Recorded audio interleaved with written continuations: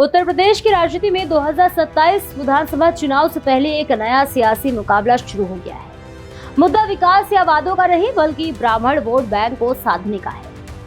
सवाल यह है कि आखिर सिर्फ करीब 10% आबादी वाला ब्राह्मण समाज यूपी की राजनीति में इतना अहम क्यों माना जाता है, और क्या समाजवादी पार्टी बीजेपी के 3 दशक पुराने ब्राह्मण वोट बैंक में सेंध लगा पाएगी?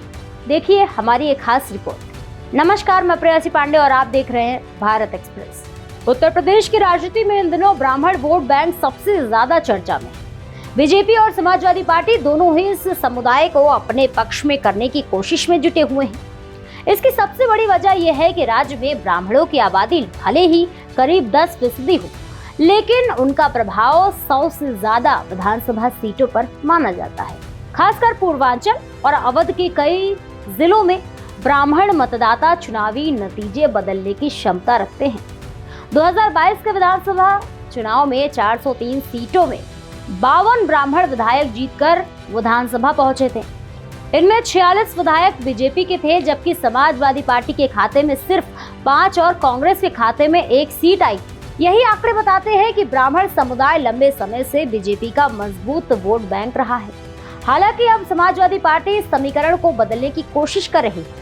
हाल ही में अयोध्या से ब्राह्मण चेहरे पवन पांडे को उम्मीदवार बनाने के संकेत दिए गए। इसके अलावा जून और जुलाई 2024 में सपा ने ब्राह्मण सम्मेलन आयोजित किए और बड़ी संख्या में ब्राह्मण नेताओं को संगठन की जिम्मेदारियां सौंपी। 5 अगस्त को जनेश्वर मिश्र जयंती कार्यक्रम में अखिलेश यादव ने अपने पीडीए फॉर्मूले को नया अर्थ देते हुए कहा कि पीडीए का पी पंडित भी है। इस बयान को सीधे ब्राह्मण समाज को संदेश देने की रणनीति माना जा रहा है। दूसरी ओर बीजेपी भी अपने परंपरागत वोट बैंक को मजबूत बनाए रखने में जुटी हुई है। डेप्यूटी सीएम ब्रजेश पाठक समेत कई बड़े ब्राह्मण नेताओं को आगे कर पार्टी लगातार ये संदेश देने की कोशिश कर रही है कि ब्राह्मण समाज का सम्मान है और प्रतिनिधित्व बीजेपी में सुरक्षित है। अगर इतिहास पर नजर डालें तो 2007 का विधानसभा चुनाव सबसे बड़ा उदाहरण माना जाता है। उस समय मायावती ने दलित, मुस्लिम और ब्राह्मणों को साथ जोड़कर सोशल इंजीनियरिंग का ऐसा मॉडल तैयार किया था कि बसपा को पूर्ण बहुमत मिला था। लेकिन 2014 के बाद मोदी लहर के साथ बड़ी संख्या में ब्राह्मण वोट बीजेपी के पक्ष में लौट गए और तब से ये समर्थन काफी हद तक बरकरार है।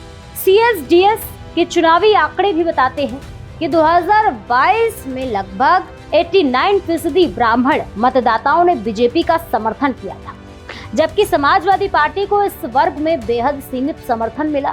यही वजह है कि सपा अब इस अंतर को कम करने की कोशिश कर रही है। इसके साथ ही अखिलेश यादव की ओर से हाल के वर्षों में मंदिर दर्शन, धार्मिक आयोजनों में भागीदारी, भगवान राम और हनुमान से जुड़े सार्वजनिक संदेश और सनातन प्रतीकों का इस्तेमाल भी राजनीतिक विश्लेषकों के अनुसार सॉफ्ट हिंदुत्व की रणनीति का हिस्सा माना जा रहा है। इसका उद्देश्य उन हिंदू मतदाताओं तक पहुंच बनाना है जो अब तक बीजेपी के साथ जुड़े रहे हैं। अब सबसे बड़ा सवाल यह है कि क्या समाजवादी पार्टी ब्राह्मण वोट बैंक में वास्तविक सेंध लगा पाएगी या बीजेपी अपना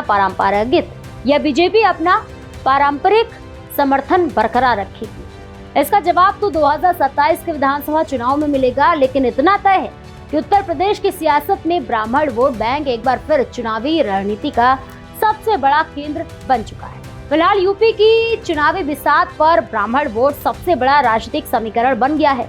अब देखना होगा कि 2027 में ये वर्ग किस पार्टी के साथ खड़ा होता है, क्योंकि कई सीटों पर यही फैसला सत्ता की तस्वीर बदल सकता है। इस खबर को लेकर आपकी क्या राय है, कमेंट सेक्शन में जरूर शेयर करें और ऐसे ही और भी तमाम खबरों को देखने के लिए जुड़े रहिए मेरे साथ भारत एक्सप्रेस पर।